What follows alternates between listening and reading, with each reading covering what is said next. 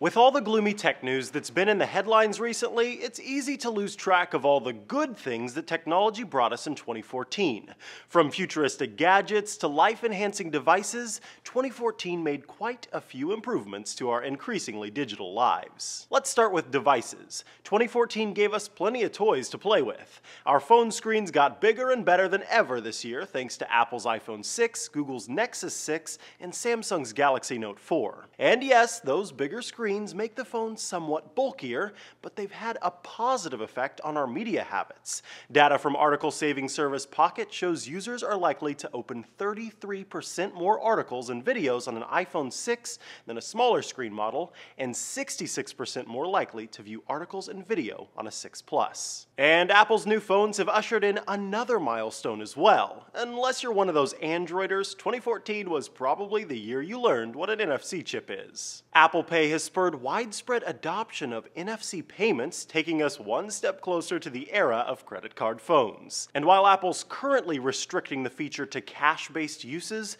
their support could see a whole range of new and useful applications for NFCs. Though there's still some kinks NFC manufacturers have to work out. Yeah. Well, that looks like a free ride on the Moscow subway. Thanks, Nintendo. Also, a few people got NFC chips implanted into their hands this year, so that's cool.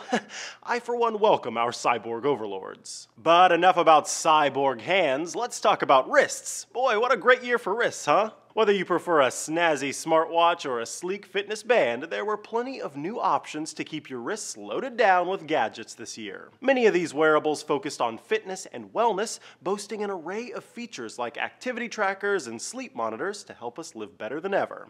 It's never been easier to stick with your New Year's resolution, which means no more excuses. And of course, there were the apps. Despite hitting a few potholes, Uber is still on the rise, and plenty of sharing services have cropped up in its wake. There's an Uber for your chores, your laundry, your private jet, pretty much anything. The sharing economy still has yet to beat out the economy, but there were plenty of new ways to make your life a little easier, or make yourself a little cash on the side. And speaking of money, we're also getting a taste of what Silicon Valley could do for us on Wall Street. Apps like Robinhood, Investor, Acorns, and Wherewithal gave us a new and easy way to get into the stock market. The year also saw plenty of other futuristic technologies take massive steps forward, even if they weren't quite ready for widespread commercial adoption. Samsung put out a prototype headset that turns your phone into a virtual reality device.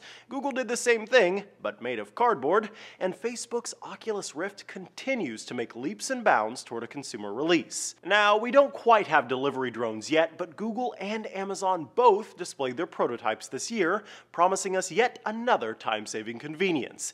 And we do have some gorgeous drone photography to tide us over in the meantime. 3D printers, another futuristic technology, are becoming better and more prevalent, opening up a wide range of uses. NASA just printed a wrench in space, a phrase I never thought I'd get to utter 5 years ago. But in terms of pure goodness, it's hard to argue with the advancements we've made in prosthetic technology.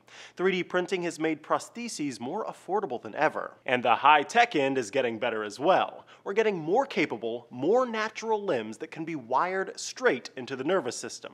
Just recently, scientists at Johns Hopkins gave a double amputee the first ever pair of mentally controlled prosthetics. So, on balance, maybe 2014 wasn't as bad as it's been made out to be. It definitely brought us a lot of great advancements in tech and a lot of promise for the years ahead. For Newsy, I'm Micah Sargent.